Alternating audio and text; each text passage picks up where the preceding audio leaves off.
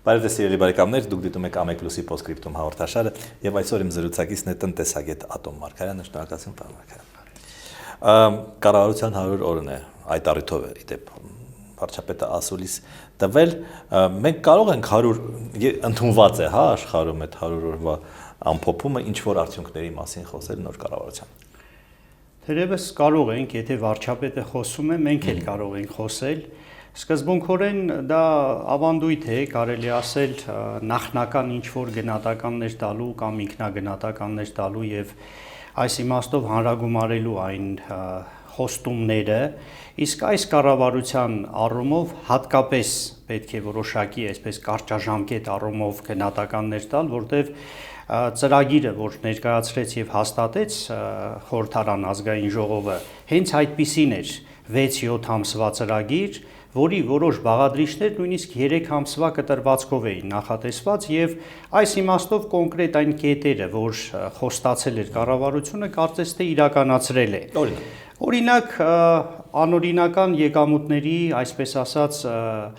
անօրինական հարստացման, այո, անօրինական հարստացման այդ քրեականացման օրենքի կամ օրենքում փոփոխությունների վերաբերյալ այդ խոստումը կառավարությունը կարելի ասել կատարել է, դա ՄԱԿ-ի կոռուպցիայի դեմ պայքարի կոնվենցիայի 20-րդ հոդվածն է, խոստացավ եւ արեց։ Դա կարելի ասել թղթի վրա շարադրված հրաշալի ձևակերպած դրույթների ամբողջություն է, որ ըստ էության ընդունվել է, բայց թե որքանով է այն արդյունավետ եւ ինչ գործողություններ են հետեւել, այս մասին ցավոք դժվար է այս բային ինչ որ արդյունքներ արձանագրել։ Այս տարվա ընթացքում հայտնաբերվի, որ բոլոր հարստացածները հարստացել են օրինական ձևով։ Սկզբունքորեն ոչ, բայց այդ փաստաթուղթը ըստ էության միայն հիմք է ստեղծում նման օրինակ գնահատականների, բայց ընդհանուր առմամբ մի քանի այսպես ինստիտուցիոնալ լուծումներ, որ խոստացել էր կառավարությունը, կհայտնաբերվեն անօրինական հարստացածներ։ Ես հույս ունեմ, որոշակիորեն պետք է, եթե դա մինչև հուլիսի 1-ն է, հուլիսի 1-ից հետո է դա տեղի ունենալու, մանավանդ որ դեմ ընտրություններ են, միգուցե, բայց դա ընդամենը հավանականություն է, ըստ իս 50-50։ Ես մի խոստում բերեմ, որը ուզում եմ հարցեմ, կատարվեց թե չէ։ Ասում եմ, պետք է փոխել մաքսային եւ հարկային աշխատողի անկալումը, նրա կերպարը։ Այդ կերպարը փոխվել է 100 օրվա ընթացքում թե չէ։ Ոչ իհարկե, դա այդպես, եթե ասել 3 ամիս էր կամ 100 օր էր նախատեսված դրա համար, իհարկե սոփեստություն կլինի եւ նույնիսկ անլուրջ, այսպես ասած, գնահատական կլինի, եթե մենք ասենք, որ հոգեբանություն մտածելակերպ կարելի է փոխել հաշված ամիսների ընթացքում։ Նույնիսկ եթե մենք ամբողջ անձնակազմը փոխենք մաքսային, հարկային համակարգերի, բերենք իդեալական այդպիսի իմիջ ունեցող մարդկանց, միևնույն է, ոչինչ չի փոխվի, որտեղ դա ընդհանրապես ենթահամակարգ է այն ավելի խոշոր համակարգերի, որոնք եւ ոչ միայն տնտեսությանն են առնչվում, այլև քաղաքականությանը, հոգեբանությանը, մշակութային այսպես ընկալումների դաշտում են, հետեւաբար դրա համար ոչ թե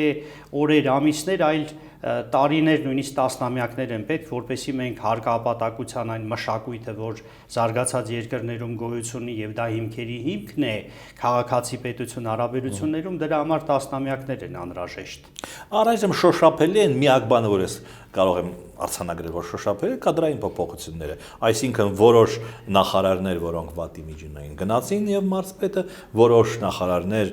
մարդիկ, որոնք լավ իմիջ ունեին, եկան։ Դա կարեւոր է տնտեսության համար։ Մեծ հաշվով ոչ, կադրային փոփոխությունները խոստացել էր կառավարությունը ավելի լայն կոնտեքստի մեջ պետական կառավարման համակարգի բարեփոխումներ, ավելի ստույգ օպտիմալացման խոստումներ, որ անում է հատկապես ՊՕԱԿ-ների, ծիգերի, մենք տեսնում ենք, որ արդեն որոշակիորեն երևի թե եթե հաշվենք մի քանի 100 մարդ արդեն ազատվել է աշխատանքից եւ իրենց հերթին են սպասում մի այդքան այսպես ասած ծառապետական ծառայողների բանակ, դա անհրաժեշտ է, բայց բավարար չէ, որպեսզի պետական կառավարման համակարգը դառնա արդյունավետ, օպտիմալ եւ ընդհանրապես արդյունավետության հասկացությունը քանակական, այսպես գնահատականներով պետական ծառայության նկատմամբ որոշելը անշնորհակալ գործ է։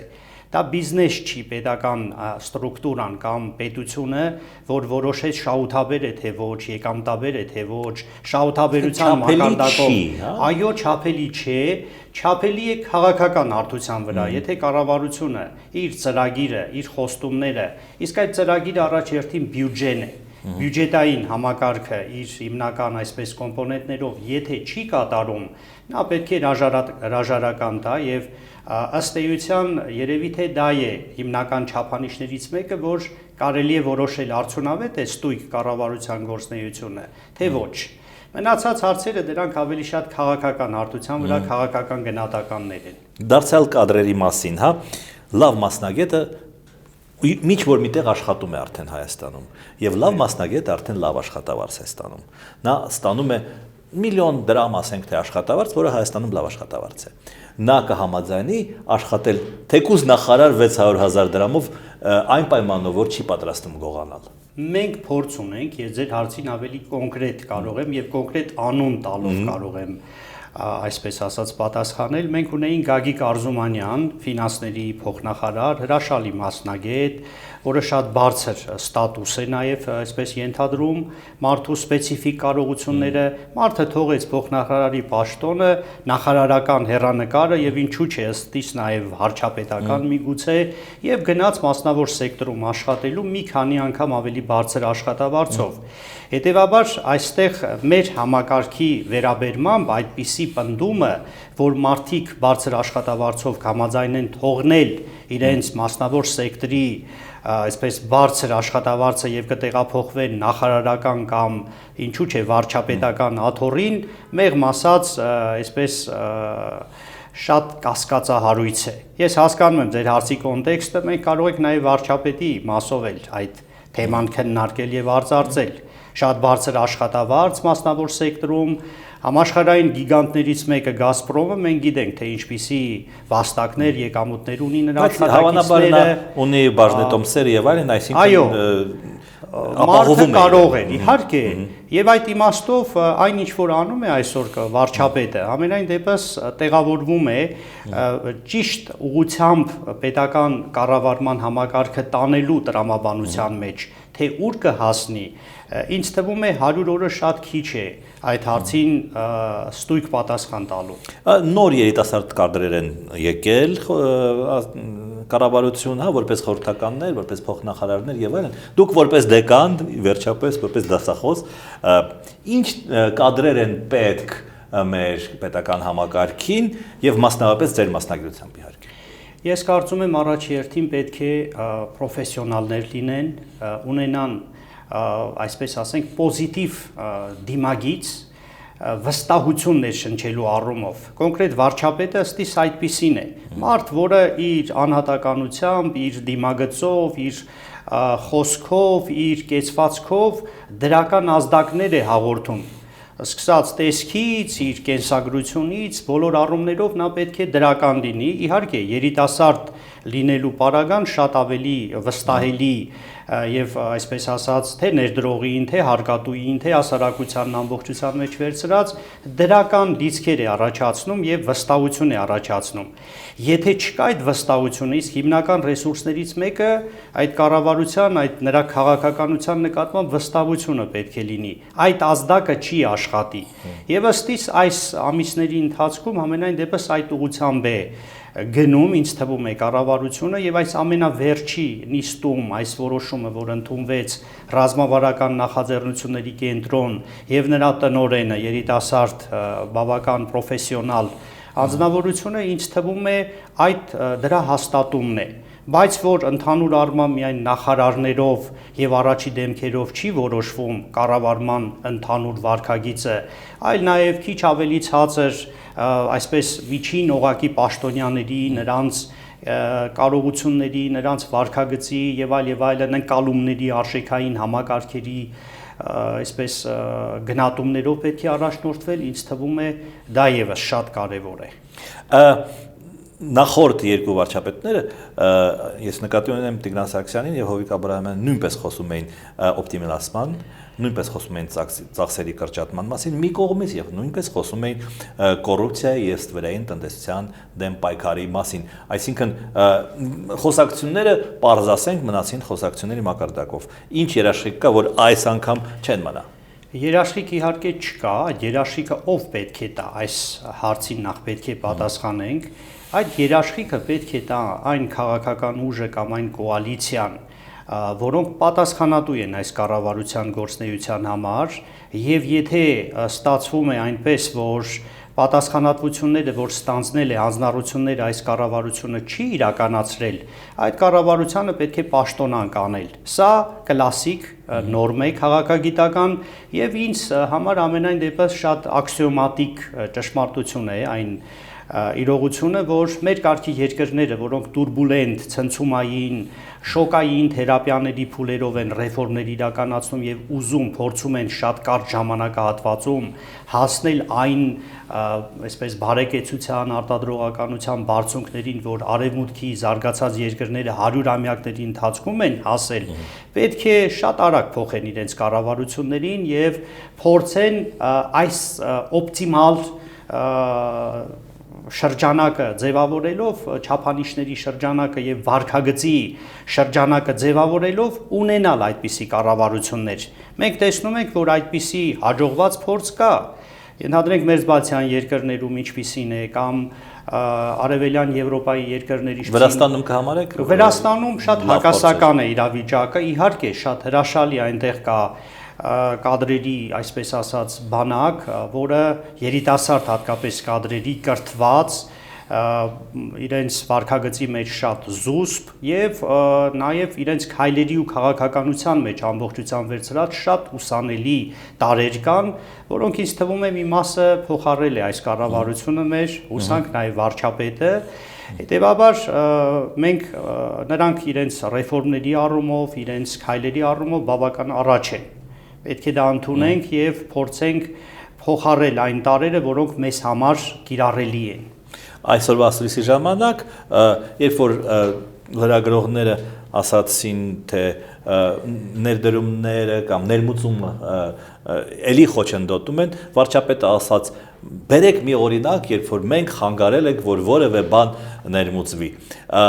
Դա ճիշտ մոտեցում է, այսինքն մենք պետք է բերենք այդ օրինակները։ Ոչ, այդտեղ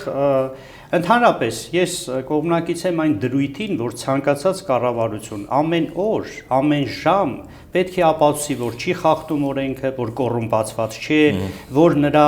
այսպես ասած, պաշտոնյաները առանցքային դեմքերը ստվերային բիզնեսներ չունեն, կառավարում են, այսինքն ինքը պետք է ապացուցի, ոչ թե քաղաքացին հարկատուն։ Ի վերջո, լրագրողի հարցը դա քաղաքացու, հարկատուի հարցն է։ Դա հանրության մեր հարցն է, այո, մեր միջոցներով է այդ կառավարությունը պահվում եւ ինքը պետք է թերևս ոչ այդպիսի տոների մեջ հակադարձի լրագրողի հարցին, բայց այնուամենայնիվ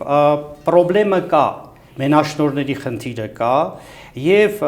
լավ է թե վատ կառավարությունն այսօր այնպիսի հարկադրանքի տակ է, հատկապես բյուջետային,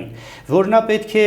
եթե նա չունի միջոցները ավելացնելու, ծախսերը ավելացնելու հնարավորություններ, իսկ մենք տեսնում ենք, որ այդպիսի հնարավորություններ չկան, գոնե այս տարվա պայմաններում հիմնական գերխնդիրը այս կառավարության համար հավասարակշռությունը պահելն է, բյուջետային, պարտքը կվերցնի, բայց պարտ տվողները արդեն այդքան առատաձեռն չեն, ավելին արդեն նախկին պարտքերը այնքան, այսպես ասած, կուտակված այնպիսի մեծ ծավալի են հասել, որ դրա սպասարկումը շատ ավելի մեծ գումարներ է խլում, կոնկրետ այս տարվա համար 250 միլիոն դոլարի կարգի, այդքան վարկ հաստատ չեն տա այս տարվա ընթացքում, հետևաբար մենք մինուսով ենք դուրս գալիս։ Հետևաբար ստացվում է, որ քաղաքացու հարկատուի մոտ խնդիր է առաջանում, ինչ անել, խնդրեմը ծագում է, իմիջիայլոց դա ոչ միայն մեզ է բնորոշ, այլև ամենահզոր երկրներին։ Միացյալ Նահանգների այսօր փոխվել է պարադիգմը, եկել է հանրապետական նախագահ, առաջարկում է նոր տնտեսական կուրս։ Ես ըստ էության իմ դիտարկմամբ դա բավական ամբիցիոզ եւ ինչ որտեղ կարող է դարակազմիկ լինել, ինչպես ժամանակին Ռեյգանը արեց, այսպես կոչված ֆիսկալ դեվալվացիայի քաղաքականություն, պարզ ասած հասկանալի լեզվով, հարկերը կտրուկ իջեցնելու։ Ժամանակին դա արեց Ռեյգանը 50%-ից եկամտային հարկը իջեցրեց շահութահարկը մինչև 28%-ի կրկնակի չափով եւ այսպես շատերը նույնիսկ լուրջ չէին ընդունում դերասան որպես սկզբում ծաղրում էին, այո, ինչ կար, բայց նա ըստ էության այն նախագահներից մեկը մնաց Ամերիկայի պատմության մեջ, որոնք 3-4-ն են, լավագույն դեպքում 5-ը Լինկոլնի եւ այլն կարգի Ռեյգանը, Ռուզվելտը, Ռեյգանը եւ հիմա թե ով կլինի 4-րդը դժվար է ասել եւ ըստիս հաջորդը լինելու է Թրամփը։ Ոչ Օբաման, որքան էլ նա լացակումած հեռացավ, այսպես շատ սիրված է որպես դեմոկրատ եւ այլն, բայց քաղաքականության մեջ այդպիսի թռիչքներ իրականացնելու համար պետք է իսկապես լինել ոչ ստանդարտ, այդպիսի մտածողությամբ եւ ունենալ քաղաքական կամք ու հետեւողականություն։ Ես հույս ունեմ, որ այս կառավարությունը, այս իշխանությունը, այսօրվա համենայն դեպս կորիզը, որ կա, կարող է այդպիսի փոփոխություններ անել, եթե լինի նույնքան հետևողական եւ քաղաքական կամք դրսեւորի։ Հասարակության պատասխանատվությունը, հա, մեր հասարակությունը սպասում է, որ կգա կառավարություն, չգիտեմ, նախագահ, թագավոր, չգիտեմ, փրկիչ, որը իրեն լավ կպահի։ Այսինքն իր նկատմամբ կլինի շատ բարի եւ կկարողանա իր հարցերը լուծել։ Այդ սպասումներով հնարավոր է ձևավորել նոր պարլամենտ, նոր կառավարություն, որը ժամանակակից կլինի։ Ոչ անշուշտ, մենք տնտեսագիտության, մասնավորապես ինստիտուցիոնալ տնտեսագիտության մեջ կա այսպիսի պրինցիպալ ագենտ պրոբլեմ։ Ով է, այսպես ասած, որոշումներ կայացնողը, ով է թելադրողը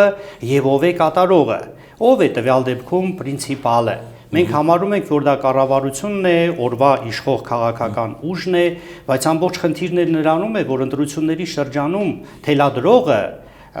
այսպես որոշում կայացնողը պետք է լինի քաղաքացին, ընտրողը, հասարակությունը,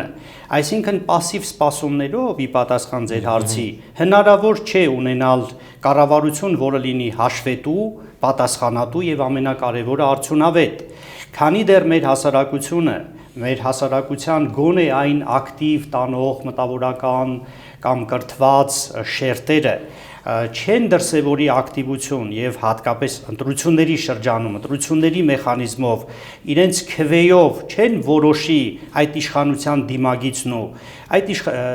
կուրսը, ապա նրա վարքագիծը այս կառավարության հետագա այսպես խորհրդարանի, հաջորդ խորհրդարանի լինելու է նույնը, ինչ որ ունենք այսօր։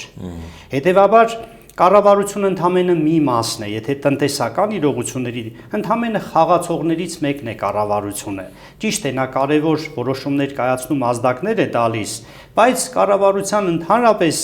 գոյությունն իսկ պայմանավորված է մեր հարկերով, հասարակության հարկերով, բիզնեսով,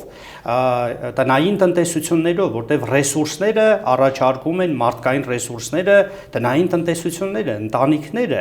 քաղաքացին ինքը եւս տնտեսական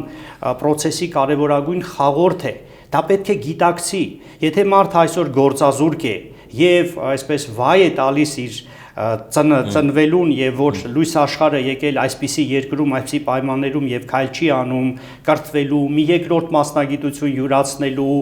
նոր ներգրավվածությունների մեջ ներառվելու եւ միայն քննադատում է եւ փնովում է կառավարությանը կամ իր պատգամավորին իր թաղամասից ընտրված բանդուրս չի գա։ Պետք է լինել ակտիվ եւ միևնույն ժամանակ զարգացնել սեփական կարողությունները։ Սա զարգացած արևմտյան պրագմատիկ հասարակությունների նորմ է եւ արժեքային, այսպես կարևոր առանցք։ Այ մեր խնդիրներից մեկն էլ սա է, որ մեր հասարակությունը ինքը պետք է լինի ակտիվ եւ ինչու՞ չէ թելադրող։ Վերջին հարցը փոխվելու է կառավարման համակարգը, դրա մասին շատ խոսվեց, բայց ես ուզում եմ որ դուք խոսեք որպես տնտեսագետ, այսինքն տնտեսության առումով խորհրդարանական համակարգը ավելի էֆեկտիվ կլինի Հայաստանի համար։ Ես ճիշտն ասած ամբողջությամբ չէի հաստատի այն ինչը որ կա, ընդհանրապես տնտեսական համակարգի վրա ազդեցությունը, ճնշումը, մենք դա համարում ենք տրանսակցիոն ճնշում տնտեսության վրա, պետք է հնարավորինս նվազագույնը լինի։ Այսինքն պետական ապարատը